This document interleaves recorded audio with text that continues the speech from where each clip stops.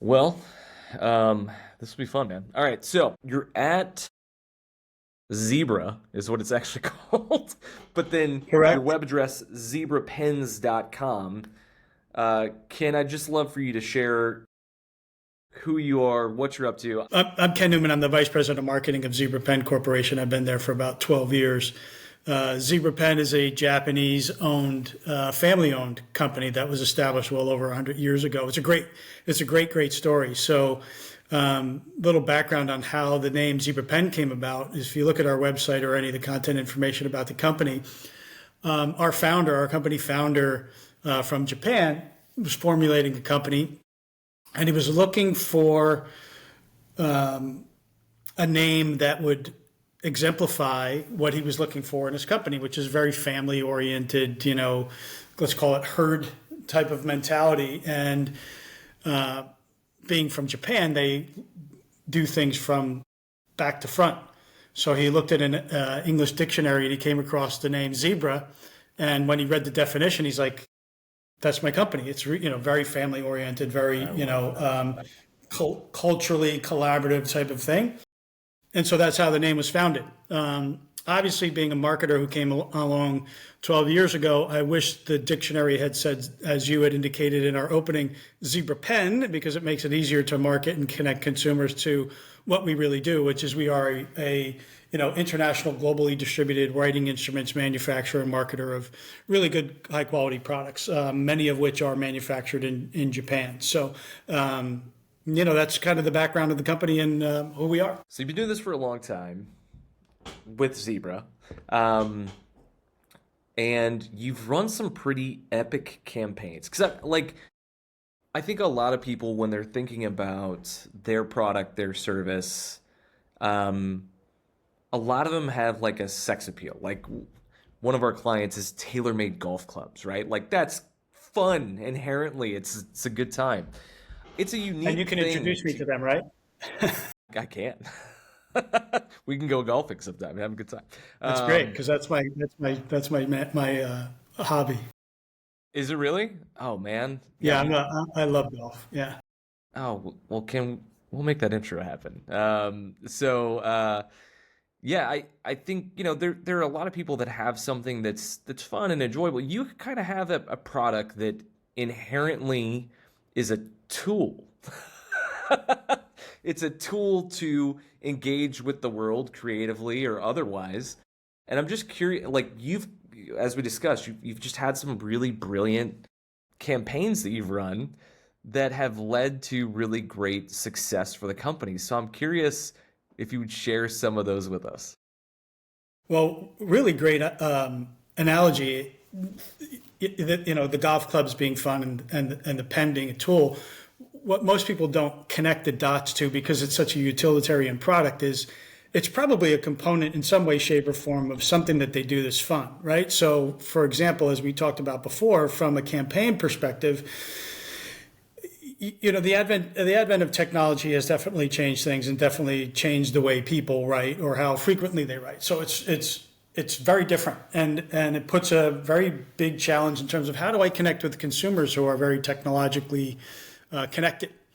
And so as we sat down and we thought about where those things happen, just to give you an example, one of the ideas we had is, well, songwriters are very passionate people and expressive people, and they use pen and paper. And that's where the majority, I would say, at least the ones that we've encountered through our programs, the 99.9% of the people write their lyrics in a journal or a book or on a pad, and they scratched out the lyric that they don't want and they go for it. So identifying that, we latched on to April 9th, which is National Songwriters Day, and we launched a campaign celebrating lyricists and songwriters and their process. And we have a campaign where we give away $5,000 in prize money to the up and coming, brilliant, really That's really brilliant and huge. unknown artists. And they have such great followings, and we've had some really good participants that our last year's winner did a great job for us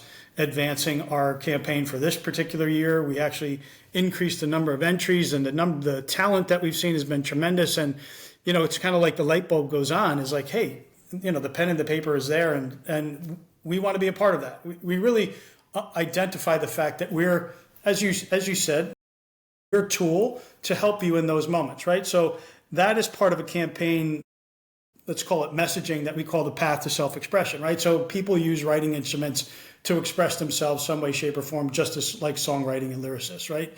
They can express themselves through poetry and all those other things. So it was a really, really great connection. One of our other campaigns, it was our foundational campaign.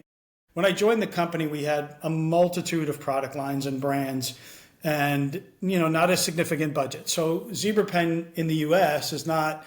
We're not a major player. We have some really, really strong competitors in our space, right? And they have much more marketing dollars to leverage than I do, and they do some really, really great stuff. And so my challenge is, well, how do I kind of find my niche, and how do I get my voice? And so we sat down, as I worked with our marketing agency, I said, I need to develop a campaign that is an umbrella campaign that will pull all of these 5, 6, 7 different product lines up where I can leverage that. And I need it to be such that how can I connect to some way, shape, or form to our Japanese heritage, some way, shape, or form. And how do I get it to where it kind of connects people and allows them to think about navigating this overabundance of writing instrument options. And so our agency came up with a bunch of brilliant ideas, and we kind of landed on Find Zen in Your Pen. And the other thing that I wanted to do in this whole thing was, if you look at the writing instrument category and my competitors, I had a very, very unique position. Our brand name was an animal, and we needed to leverage the icon. And so I said, that was the other key component of the campaign that we developed. How do I leverage this icon and make it so that it separates us and really leverages it? So we created, Find Zen in Your Pen, right? And the original goal of Find Zen in Your Pen was, let us be kind of your guide to navigating the world of writing instruments as you're trying to make this choice. Obviously, over time, every campaign morphs and adapts to what's going on in the world and needs to be relevant, right? So from a relevancy perspective, now Find Zen in Your Pen, the world after COVID has really kind of tapped into finding mental and physical wellness, right? Mental health is a big, big initiative. And so we're adapting that Find Zen in Your Pen messaging to kind of align to, writing has been identified, creating with products, colorful products, is linked to helping with mental health and mental wellness, right? And so we're kind of modifying that. But going back to Zen, our 3D animated character, we've developed a series of videos and things that we've done from a content perspective. When we first launched them, he was a spokesperson, and people were like, they have a talking zebra. And, when we did some videos and some QR codes and, some small leveraging on packaging, and one of the original videos is our zebra talking to you. I said, who else in the marketplace, when you scan a QR code, can have a zebra talking to you? And nobody really could. And so even to the point where, like, on packaging, prior to my arrival, and everything has its reasons, I didn't feel like we were leveraging zebra in its black and white simplicity and what it really, really meant. And so we did some consumer studies, and we did a very, very clean Apple-esque type of black and white packaging, and the consumers, and then we added a zebra image on our packaging, and the consumers, we did some consumer research, they're like, I get it now. I get Zebra Pen. I get the connection, right? Because before that, Zebra was there, it was there in logo, but it wasn't connecting with them. They weren't really resonating. And as soon as we added the zebra imagery on there, they're like, I get it. So, that's Find Zen in Your Pen. And then probably our other campaign that we leverage is signature moments, right? So well, hang on. We started to dabble around. Hang on, because I want to go back to something, because you've talked through some things that are just so good, and if it's okay, I'd like to camp out on some of them. Like they're just so tell them to stop good. and be quiet for a second. No, I don't want to tell you to stop and be quiet. There's this element where with the songwriters, you had this realization, hey, songwriters still use pen and pads. and that's like a distinct part of that subculture of people. And then there's the added benefit that they also tend to have decent sized followings on social media. So I'm curious how, because that's a very different model than the other model, which was Zen in your pen, which is, hey, we're going to encourage a behavior that has been lost due to the distraction devices in our hands at all times, right? So I'm curious what the balance is between those two things. It feels like a tension to be maintained, not one to be resolved. How do you kind of approach that, encouraging people to, obviously use Zebra when they're in a writing mode and they're thinking about that, and at the same time, just promoting an activity that would inherently need your product as well? How do you kind of balance that sort of tension in marketing messages? It's just like any marketer. Every campaign has its place, and every campaign has its time, right? So we don't. April is really the song because it's National Songwriters Day. We really kind of leverage it there, and then it has its peak and its crescendo in April, and then throughout the rest of the year, we might touch upon it here and there and leverage some of our participants who joined the competition, the sweepstakes, and are just great spokespeople, right? And just as much as it's a benefit for them, part of our ambition as it relates to the songwriters is if we can leverage our following, so we have 425,000 social media followers. If we can leverage our following to help spread their message, it's a give and take, right? So as much as we would love for them to have them help spread our message, we'd love to help spread their message. And because we're both leveraging that. So there's a crescendo for songwriters in April, and then it kind of, meanders off, and then it might come back at another period of time. And then there's mental health. May is mental health, month.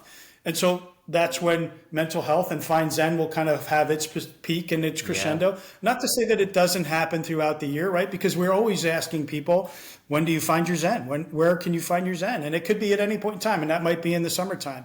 And then Signature Moments is also peaks and valleys. So as I was starting to communicate, Signature Moments, that kind of morphed. It was, where else do people use pen and paper? And I'm a former athlete. I was a high school and a junior college coach, and my son is a collegiate athlete. What sport? And, he's a baseball player. Okay, you too? I was a basketball player. He's a baseball player. Fun. So as I was going through the process of him and former athletes, it started to dawn on me. In November is National Signing Day for high school athletes to make their announcement to go to college. And I'm like, there's a pen to paper element to that. And not only is it the pen to paper, the significance of signing day, but it's a big moment in these young athletes' lives as they're taking their next journey for their athletic future. And it's important to them, it's important to their parents, and it's important to their athletic directors and the schools and their colleges. And so if you kind of connect all the dots, there's a lot of people that are involved in this Signature Moment Day. And so we started to think, well, what other milestone events do people put pen to paper? Buying a car, buying a house, having a birth of a child. And so we started to take just National Signing Day and being like a pen for memorabilia and autographs and saying there's signature moments in people's lives. And, I have to give credit to our agency because a lot of this, our brainstorming sessions that we have, they take my crazy ideas and they bring it to shape and form and give it a little bit of a formality that is executable, right? So I'm not too bad at the pie in the sky and some ideation, but it helps to have resources and assets, not only our agency, but I've got a great group of people that I work with. I have superiors who have allowed me to kind of drive some of this and take these steps. And so, somebody in my role, it's really important to have that support and people allow you to be creative, right? And so it's been an exciting ride to see it develop. And the great news that I can say is the connectivity to these things is great. So I get enthused when I see some of the commentary and some of the engagement as we're out in the marketplace with some of these campaigns. We take great pride in the engagement of our content, and it's really, really powerful. And I mean, there's other nuances to some of our campaigns that I could go into, and probably the most unique one that we've done is it's a component of Find Zen in Your Pen. So I was involved in a roundtable discussion about marketing and marketing strategies, and we were all talking. And as a component of the sessions, there's like 20-minute speed dating with service providers. And so I happened to take a call from a company called Open Fortune. Some brilliant individuals decided, let's go buy all the fortune cookie manufacturing and distribution and leverage it as a marketing tool. So I took the call, and I'm like, that's very, very unique, very, very interesting. And there's nobody in my space, not only just writing, nobody in office supplies at all that I knew of and that was doing this. And I said, there's something to that, because from the statistics, my memory serves me correctly, but there's about 3 billion fortune cookies consumed annually.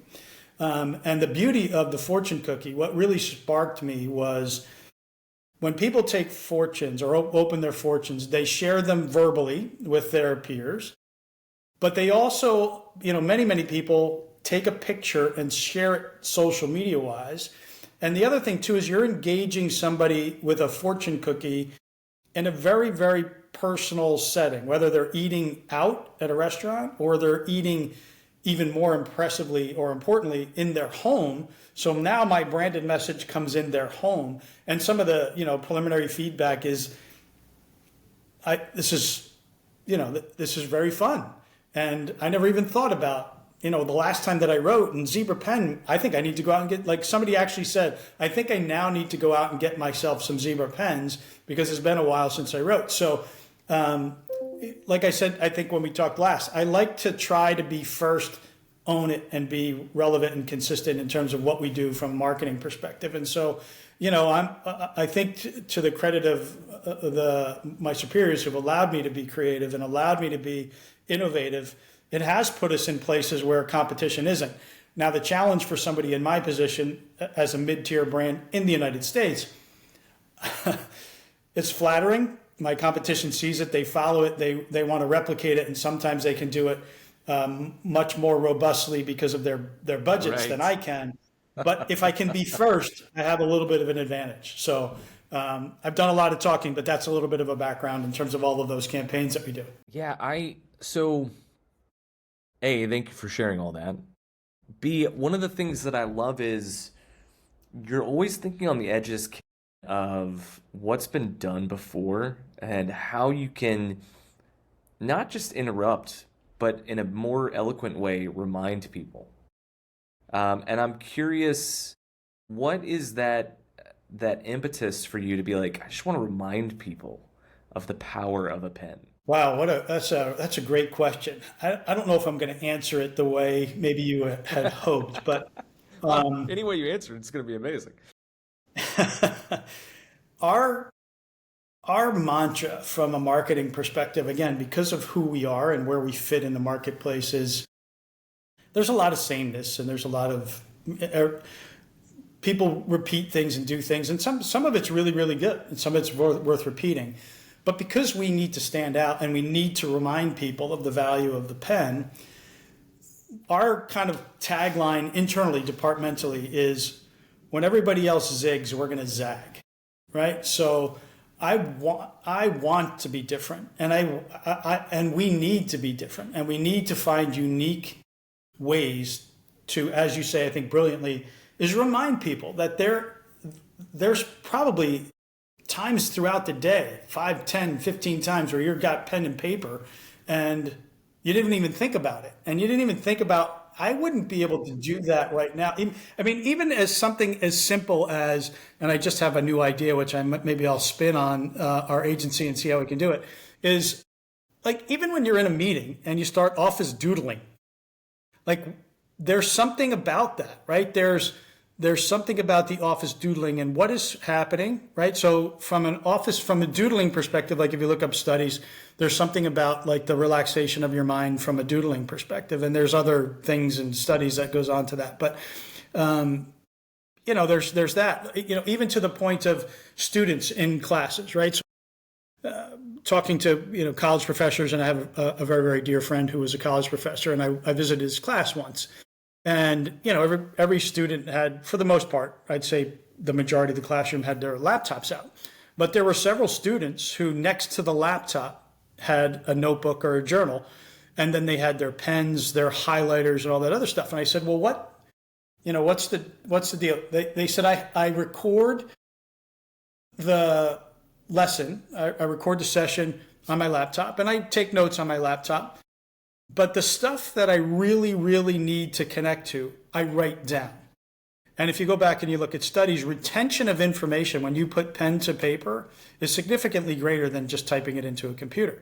And so the more effective or successful students were those that understood that value of pen to paper. As a matter of fact, just for myself, I take notes every meeting I go to. They're recorded, and there's AI summaries.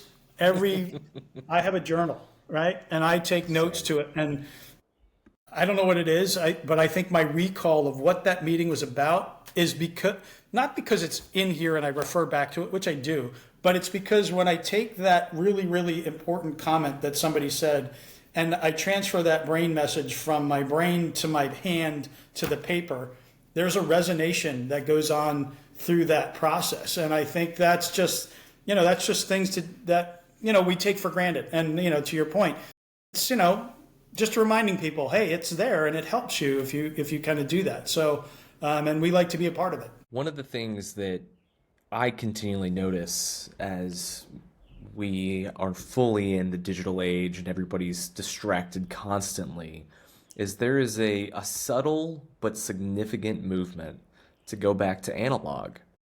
People are taking getting cameras that are shooting with real film.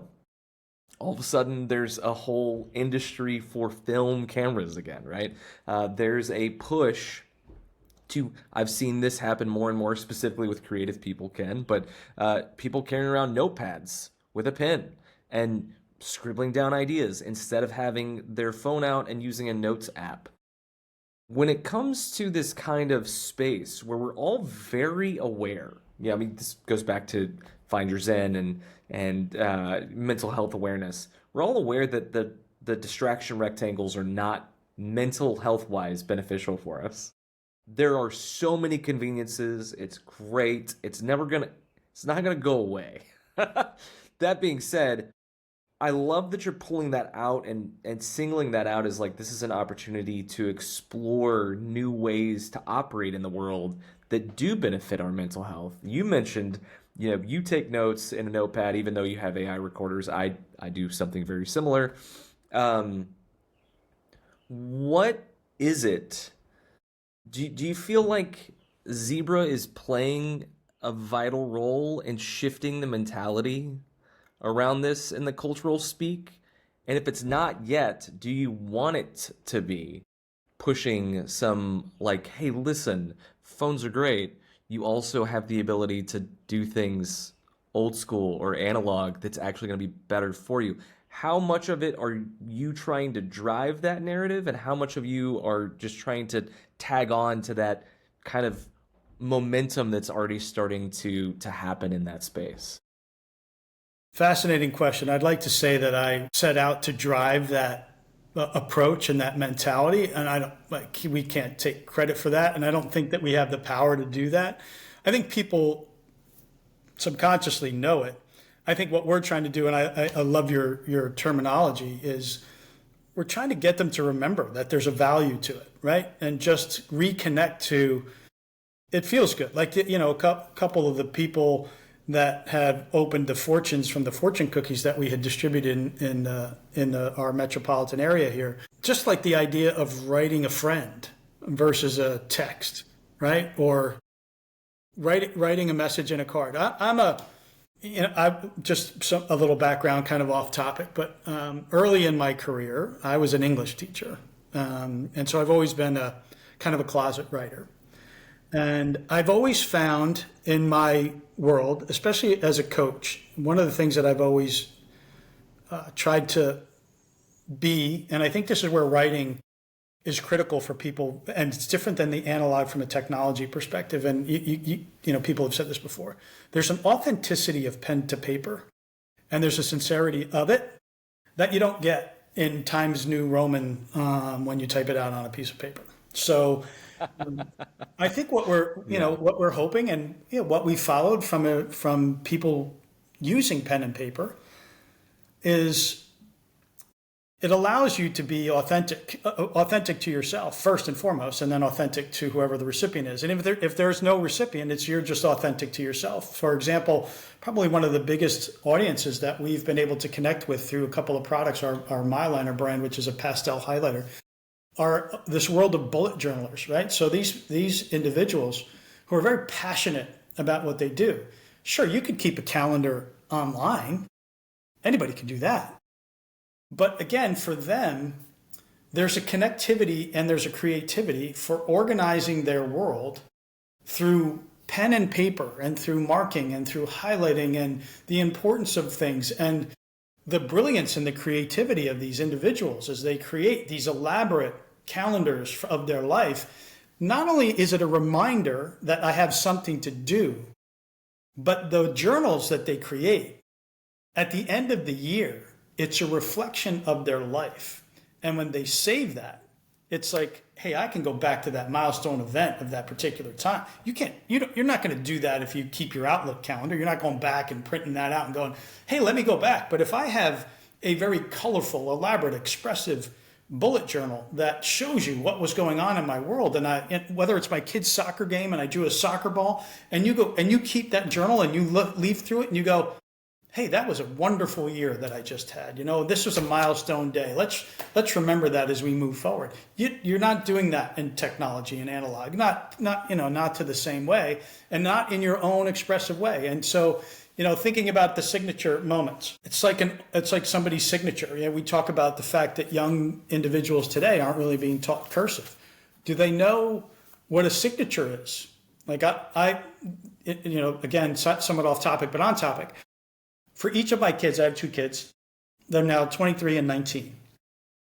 From the time that they were born until they were in 8th grade, I kept 2 journals of their lives and milestone events of their lives. Ooh. And my gift to them when they graduated 8th grade was this journal, reflective of these key moments in their life up until 8th grade. Because after 8th grade, you're a teenager. You really don't care what dad has to say. And you're doing things on your own. What's to reflect? Although I still remember it very fondly. The interesting thing is they kept coming to me going like, what does this say? What does this say? Because they couldn't read my cursive script, right? But I'm like, it's really important, I think, that you connect with people in that way, because those words in that book are mine from my person, from my inner soul to you, of how important your life was to me. Would it be the same if I typed it on my laptop and gave you, here's my printout? Probably not. But as my time goes on and my time passes, that's something that's my father, right? And so those are important moments. And as I was saying before, at the end of every year, when I was a high school basketball coach, I would give a little handwritten note to each person who graduated, and just a reflection of their 4 years together or 3 years together or 2, wherever it was. But that's Coach Newman, that's that. So the value of that is, to your point, to get back to your question, is I'm not saying that Zebra Pen is going to drive that, but we just want to remind people like this, there's some tremendous value, pen to paper, right? And beyond just the utilitarian tool that we use every day, it is if you do that, whether it's artistic or writing or lyricists, it is you are putting, for lack of better terms, yourself on a piece of paper in an expressive way that lets others connect with kind of who you are authentically, not a selection of a typeface from a drop-down menu on your computer. The computer is tremendous, right? It's really helped us out from an efficiency perspective, right? I can't even Oh, of imagine course. taking, some of the copious notes that I take without a computer, or trying to analyze certain things without a computer. But the pen to paper thing, there's intrinsic value, that personal intrinsic value. Yeah, it's there's also this thing that happens with someone's handwriting that's really unique in our time right now, which is it captures a moment in time as well. We think about, my handwriting is just my handwriting, but actually it starts out not so good. It gets better over time, and then it starts to deteriorate over time. I mean, read my grandma, my grandmother mother still writes handwritten birthday cards to me, and she writes in cursive, which I can read because I'm older, than the current generation that can't. And But I can tell something. I have birthday cards from her from 20 years ago, and her handwriting is totally different, right? Because her hands have gotten arthritis, and she's gotten older. It's just different. And I think about that in particular in like a fun, positive way for my kids. So we have a tradition with my wife for Mother's Day, which was just this past weekend. Um, she doesn't want anything for Mother's Day gift wise. What she wants is I bought her this journal years ago, and it's this beautiful leather bound, like handmade paper. It's gorgeous. And the kids write her a note every year for Mother's Day. That's what she wants. And so it's been really cool because we just did this to look back at how their handwriting has changed. My oldest daughter is 12, about to be, and seeing her first letters when she was 4, and trying to string those together, and then having me write underneath it, and her drawing a picture. And I've got 3 kiddos, and they all 3 kind of did that, right? And then now the handwriting's really, for my 12-year-old daughter, like, it's gorgeous. It's really well done, and she can write these full long sentences. And we're capturing these moments of not just this is what I think of mom. It's also capturing these moments of their own development in these really beautiful, unique ways that, to your point, Ken, if it was just text, we'd miss so much. If it was me writing out for every year, which I didn't have to write for any of them because they're all old enough to write on their own now, right? But if it was me writing it out every year, it loses something. Versus, hey man, this is a kid that you can see their development. You can kind of see it. And so, like, I think about what they're gonna write, when they're 18. I would love for them to keep writing, and my wife has said this too, when they're adults as well, to her in that journal, because it's so big. And seeing how their thoughts change, and seeing how their handwriting changes. It's the gift is the progress. The gift is the looking back. And I That's think that that's the whole beautiful thing that you just so intuitively hit on with all of your messages, is that writing's a gift that we've lost, and we need to remember it. And that's just like that old uh, Eastern proverb, the faintest ink is better than the strongest memory. Like, and that is so true, man. And I love what you're doing with this. Yeah, I Okay. love that idea. I think that's a brilliant, fun thing to do. I wish I had thought of that, to have your kids write a message to mom every year. I think that's tremendous.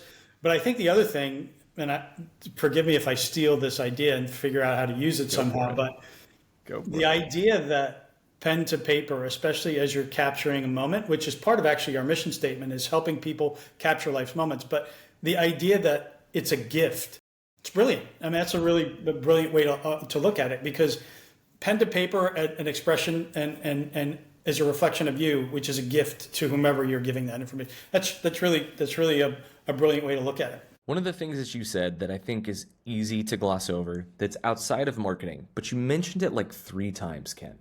And I want to hit it home because this is a thing that I talk about with younger staff all the time. Typically, when people are somewhere between the age of 35 and 40, they finally figure this out. But I want to highlight this for younger listeners. You said 3 times I'm really lucky to have leadership that supports me, that backs me, that allows me to take some risks, to do some things that are outside of the box. And one of the things that I say to junior staff all the time is I'm like, don't chase money, chase management. You're always going to be able to find a job that pays you more. I really mean that. You will always be able to find that. But there are few things worse in life than having management or leadership that is poor and you having to work for them. And I'm curious because you've had different jobs, you've done different things. What has your experience been like? Have you had any bad management or leadership prior to this position you're in? What was that like? And then number two is how is having that great leadership that does support you? Can you speak to more of what that's done to help you really elevate the brand? Well, I think the answer to your question is yes. I think we've all had good and bad leadership. Um, I I do a lot of reading, and I find different people that I follow and different books that have really kind of influenced my thought process as a manager myself, right? So I have 8 people that report to me. I'm very fortunate to have really, really talented people. And, probably the best thing that I learned in all my readings and from good managers is get out of their way, right? You hired them for the right reason. Listen to what they have to say. And if they're passionate about it, you have to support their passion. Because if they're passionate about it, they're going to want to exercise it. And then your job is to kind of guide them to make sure that they kind of stay within the rails of the company edict, let's say. And so, yeah, having a good leader, when I joined Zebra, I knew the president prior. We walked in the same circles and happened to reconnect someplace else. And he asked me to come help him with the branding of the company. And I think the first, because it was, it's not his forte. I mean, he's a very smart individual, great leader, but branding wasn't his forte. And I think at first, I think he thought I was nuts and didn't understand really where I was going. But fortunately for me, he kind of stuck with me and let me kind of advance it and modify it. And we've had some really, really good success on the branding side. And so it's really, really important. And I've worked for others who they want to control everything. And that's a really tough environment to work on, especially when you have ideas that you want to pursue. Everybody has ideas. Are all ideas great ideas? No. Are all ideas worth at least exploring to a point of, do we take it further or do we not take it further? I follow Richard Branson, who I think is just a brilliant individual. And I love him too. I love how he thinks about his staff, and I love how he's not afraid to zig when other people zag. So I follow him, really, really a lot, and I really like his. But there are other brilliant leaders that I follow, and there's a leadership individual, Simon Sinek. He's got great content on YouTube, and he's really, really smart. And I really like the approach and how they think about their staff members. Is that our job is to help them grow. Our job is not to do their job. Our job is to help them grow within their job to be the best version of themselves. And I keep those things in mind. And there's just some great stories for there. So yeah, I think your advice to your colleagues and your staff is wise, right? I say that to people who contact me, right? So whether it's kids that I coach that are coming out of college that are going to look for jobs, or people who've interned for me, your phrasing, don't chase the money. It's powerful phrasing, right? And I say that from experience because as a teacher, I was a teacher, and circumstances led me to get back into business. Do I regret it? No, because I made some great contacts, had some great success, and done some really, really cool things. But I chased the money to a degree, and that's why I kept connected to probably my core, which is education, kids, and their development through coaching, right? So I never wanted to do that because you could have an impact on people. So I try to take the same approach as a manager as I did as a coach, right? My job is not to play the game for you. It's to help. How do I help you achieve what you want to achieve on the court or on the field or whatever it is? I'm a coach in my mind. I'm a coach in the business world, helping to get us and get you to where you want to get to, right? So I think your advice is great. And find somebody who shares a similar passion. You can have a very engaged dialogue with, right? So if you're a marketer, make sure your marketing leadership is, passionate about what they do and can help you. And I think the other thing too is you always want to be learning. So as you rise up in the corporate environment and the corporate ladder, right, and you get to certain titles, I find myself, now with the advent of AI, I mean, I'm reading articles and I want to be relevant. I want to be able to help my staff. And so I take the time to try to make sure that I'm on par with everybody else. Because if I can't help them and they don't look to me for learnings, what's really my value at the end of the day? So yeah, strong leadership is critical. Yeah, it's tremendous, and I think thank you for sharing that what you did, by the way. And in a previous jobs that I've held, I've worked a lot with coaches. I was also a student athlete, and there is something to when you have leadership that is above you and below you that are always trying to be better, like yourself, Ken, always trying to learn, and also looking at people and saying, I want to get the best out of you, right? So, like, this is a conversation that I have with staff a lot. I'm like, I want you to win. Like, I want you to crush it. I want you to just grow and be dynamic and do a great job. It benefits the firm. It benefits you. It benefits your future employer.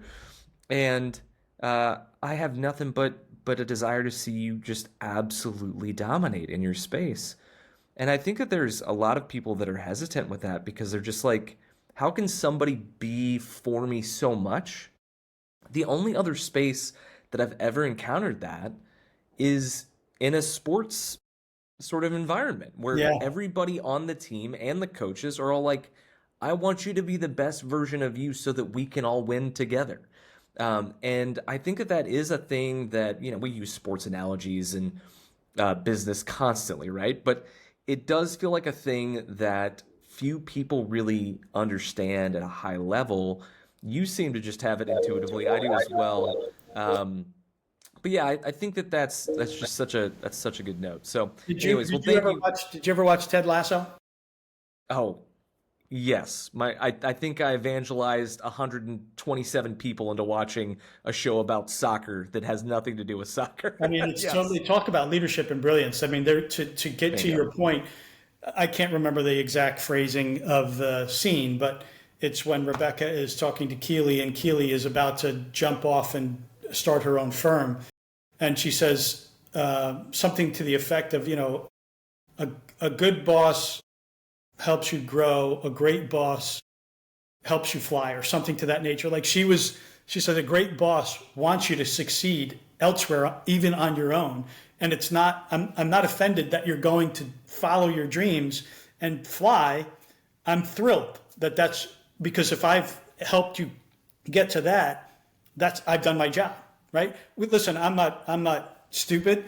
I know that deep down as a boss, when we have great people that work for us, we always want them to stay as long as we're there. Like I have tremendous colleagues.